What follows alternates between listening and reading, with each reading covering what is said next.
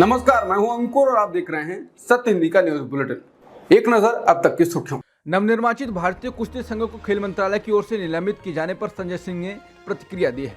बता दें, संजय सिंह चुनावों में भारतीय कुश्ती संघ के अध्यक्ष चुने गए थे और वो ब्रजभूषण शरण सिंह के करीबी माने जाते हैं।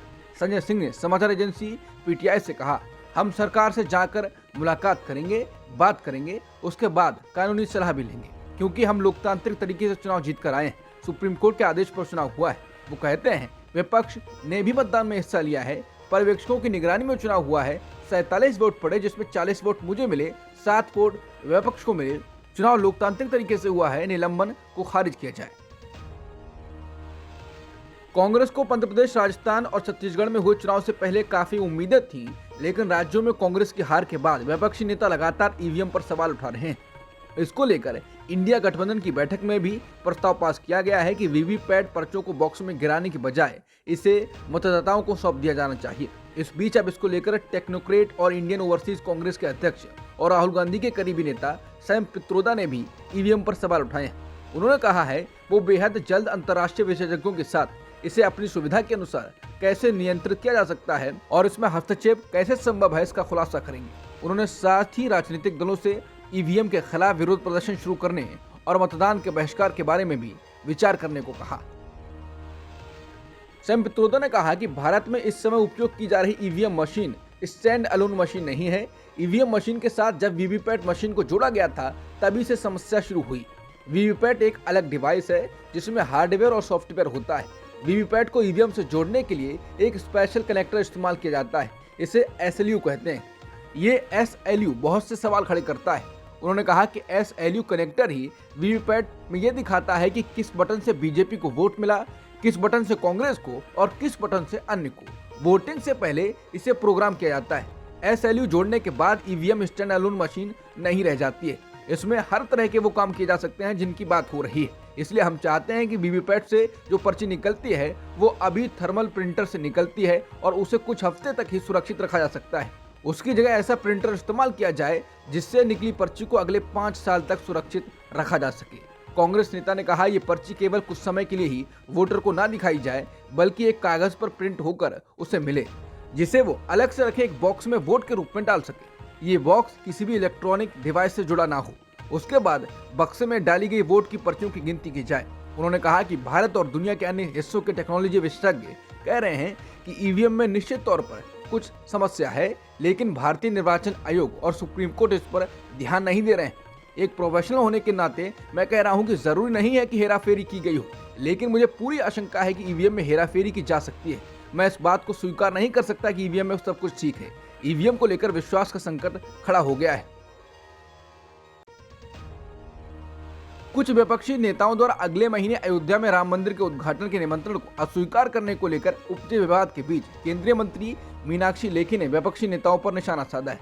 लेखी ने एनडीटीवी से कहा, जो नहीं जा रहे हैं वो धर्म को हथियार बना रहे हैं, हम नहीं। अगर वो मौजूद होते तो कोई शस्त्रीकरण नहीं होता। शस्त्रीकरण एक विशेष धर्म के खिलाफ बोलने वाले लोगों द्वारा किया जा रहा है।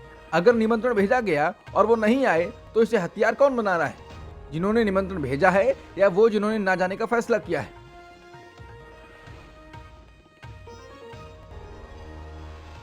सीपीआईएम की नेता और राज्यसभा सांसद वृंदा करात ने कहा है कि उनकी पार्टी 22 जनवरी को अयोध्या के राम मंदिर में होने वाले प्राण प्रतिष्ठा समारोह में शामिल नहीं होगी। उन्होंने कहा कि हमारी पार्टी इस आयोजन में नहीं जाएगी।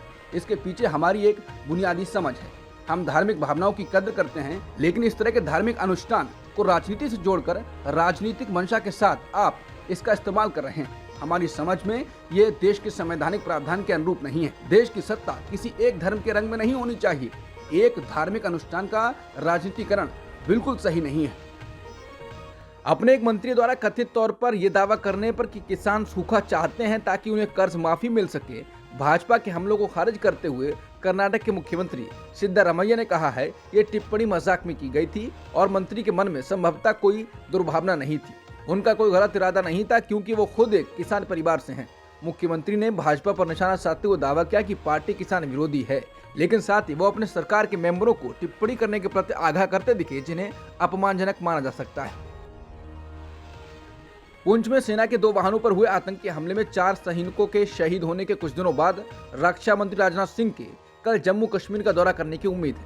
शीर्ष सेना और नागरिक अधिकारियों के साथ वो जमीन पर स्थिति की निगरानी करेंगे। वो स्थिति से निपटने के लिए किए जा रहे उपायों को लेकर शीर्ष सुरक्षा अधिकारियों के साथ बैठक करेंगे। दिसंबर बीतने जा रहा है, लेकिन इंडिया गठबंधन के दल अभी तक सीटों को लेकर कोई समझौता या फॉर्मूला तलाश नहीं कर पाए हैं। हालांकि कांग्रेस की ओर से 30 दिसंबर इसकी डेडलाइन रखी गई है, लेकिन एक भी कांग्रेस प्रदेश यूनिट ने इस संबंध में कोई शुरुआत नहीं की। यूपी जो लोकसभा चुनाव में निर्णायक भूमिका निभाएगा, वहां अभी बसपा को इंडिया में लेने या ना लेने पर जंग छिड़ी हुई है। सीटों की बात तो दूर है, अब खबर आ रही है कि यूपी बिहार के क्षेत्रीय दल अपनी शर्तों पर कांग्रेस को सीट देना चाहते हैं। सूत्रों का कहना है कि कांग्रेस बिहार में आरजेडी के रुख से हैरान है। आरजेडी ने अब कांग्रेस को बिहार लोकसभा चुनाव लड़ने के लिए 4 सीटें ऑफर की हैं। उससे सीपीआई और सीपीआई-एमएल को 2 सीटें देने की पेशकश की है। बताया जाता है कि जेडीयू और आरजेडी मिलकर 17 सीटों पर चुनाव लड़ेंगे। सूत्रों का कहना है कि यूपी में समाजवादी पार्टी ने कांग्रेस को 8 सीटों की पेशकश की है। इन सीटों में वाराणसी और लखनऊ की सीटें, जहां पार्टी अपना बहुत जनाधार नहीं मानती है। लखनऊ वैसे भी लगातार भाजपा जीत रही है।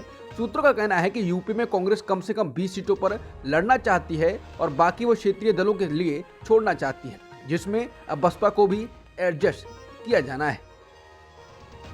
पश्चिम बंगाल में भी ममता बनर्जी का रुख कांग्रेस और बाकी गठबंधन दलों से कोई लचीला नहीं है। सूत्रों का कहना है कि ममता कांग्रेस और सहयोगी दलों को सिर्फ 2 सीट देना चाहती हैं, जबकि कांग्रेस और कम्युनिस्ट दलों की नजर करीब 8 सीटों पर है।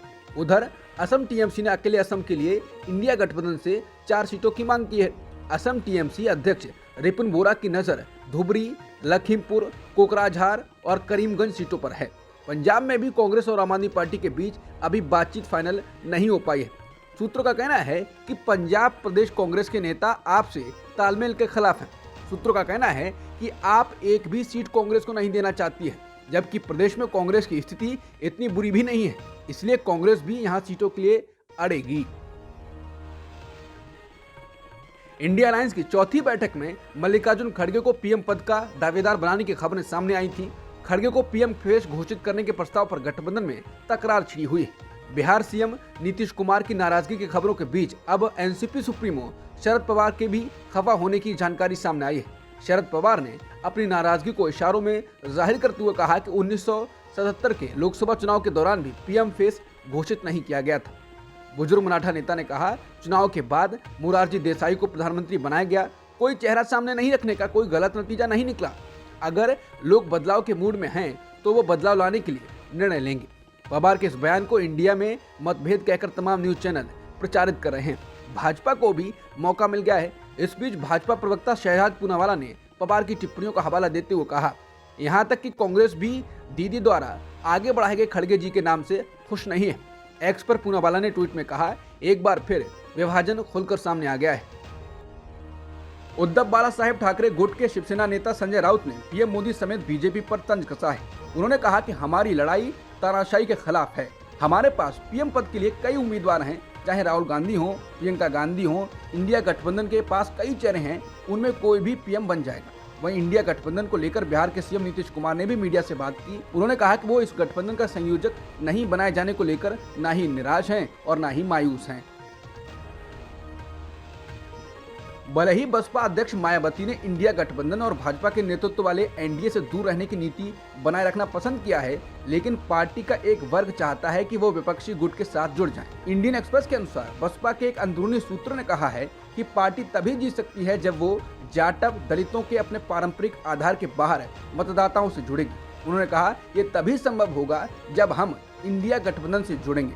बसपा के जौनपुर से सांसद श्याम सिंह यादव ने कहा, मेरी निजी राय है कि बसपा समेत सभी पार्टियों को बीजेपी के खिलाफ एकजुट होना चाहिए। हालांकि बहन जी जो निर्णय लेगी हम उसका पालन करेंगे। उन्होंने ये भी कहा कि विभाजित विपक्ष से भाजपा को फायदा होगा क्योंकि वोट बढ़ जाएगा। एक अन्य बीएसपी सांसद ने कहा, मौजूदा राजनीतिक परिदृश्य को देखते हुए बेहतर होगा कि हम इंडिया ब्लॉक से हाथ मिला लें। अगर बीएसपी अकेले चुनाव लड़ती है और इंडिया ब्लॉक के वोट काटती है तो बीजेपी को फायदा होगा। नेशनल कॉन्फ्रेंस के अध्यक्ष फारूक अब्दुल्ला ने कहा है कि अगर हमने पाकिस्तान के साथ बातचीत से मसला सुलझाया नहीं तो हमारा भी वही हाल होगा जो आज गजा और फिलिस्तीनियों का हो रहा है। फारूक अब्दुल्ला ने मीडिया से कहा, मैंने हर बार ये कहा है, वाजपेयी जी ने कहा था कि दोस्त बदले जा सकते हैं लेकिन पड़ोसी बदले नहीं जा सकते। अगर हम पड़ोसियों के साथ मिलकर रहेंगे तो दोनों तरक्की करेंगे। अगर दुश्मनी में रहेंगे तो हम तेजी से आगे नहीं बढ़ सकते। उन्होंने कहा कि मोदी जी ने भी हाल ही में कहा था, युद्ध कोई विकल्प नहीं है, बातचीत से मसले हल करने होंगे। कहाँ है वो बातचीत? आज इमरान खान को छोड़ दीजिए, अब नवाज शरीफ वहाँ के वजीर आजम बनने वाले हैं। वो चिल्ला कर कहते हैं कि हम बात करेंगे। क्या वजह है कि हम बातचीत के लिए तैयार नहीं?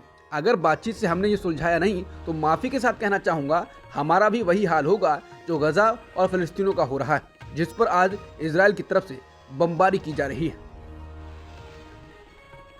भारत के रक्षा मंत्री राजनाथ सिंह ने मंगलवार को एक कार्यक्रम के दौरान हाल के दिनों में भारत आते टैंकर और जहाज पर हुए हमलों के मामले में प्रतिक्रिया दी है।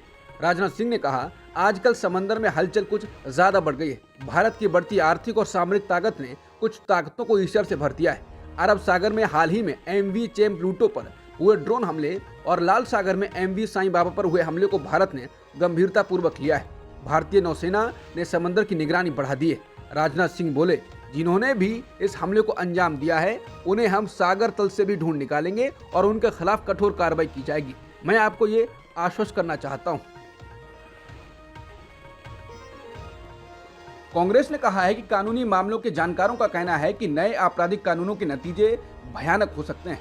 कांग्रेस के महासचिव जयराम रमेश ने एक्स पर लिखा कि भारत के 146 सांसदों को जानबूझकर निलंबित किया गया और बीते हफ्ते ही संसद से पारित किए गए 3 आपराधिक न्याय विधेयकों को अब राष्ट्रपति की मंजूरी मिल गई है। कई प्रतिष्ठित वकील और कानून के जानकार पहले ही इसे विनाशकारी परिणामों की ओर इशारा कर चुके हैं। खासकर समाज के सबसे वंचित वर्गों के लिए इसके भयानक अंजाम हो सकते हैं। बता दें, इस कानून के प्रभाव में आने से पुलिस कस्टडी की अवधि मौजूदा 15 दिन से बढ़कर 90 दिनों के लिए ली जा सकेगी। भारत की संप्रभुता, एकता और अखंडता के खतरे में डालने वाली कृत्यों को एक नए अपराध की कैटेगरी में डाला गया है। राजस्थान की नई बीजेपी सरकार ने सोमवार देर शाम एक आदेश जारी कर पिछली कांग्रेस सरकार की राजीव गांधी युवा मित्र इंटर्नशिप योजना को बंद करने का फैसला किया है। इस योजना के तहत करीब 5000 युवा लोगों तक सरकारी योजनाओं की जानकारी पहुंचाने का काम किया जा रहा था। इसके लिए उन्हें भत्ता भी दिया जाता था। 12वीं पास युवाओं को 6 महीने से लेकर अधिकतम 2 साल तक के लिए योजना से जोड़ा जाता रहा है। वहीं पूर्व सीएम अशोक गहलोत ने कहा है कि राजीव गांधी युवा मित्र इंटर्नशिप कार्यक्रम में सरकार की योजनाओं को घर घर तक पहुंचाने के लिए कार्य कर रहे करीब 5000 युवाओं की सेवाएं समाप्त करना उचित नहीं है। उन्होंने कहा, ये युवा सरकार की योजनाओं के बारे में जागरूक हैं एवं सरकार की काफी मदद कर रहे हैं। नई सरकार को इस योजना के नाम से परेशानी थी तो राजीव गांधी सेवा केंद्रों की भांति नाम बदलकर अटल बिहारी वाजपेयी के नाम पर कर सकती थी। अब तक की सुर्खियों में इतना ही। बाकी खबरों के लिए बने रहिए सत्यहिंदी.com के साथ।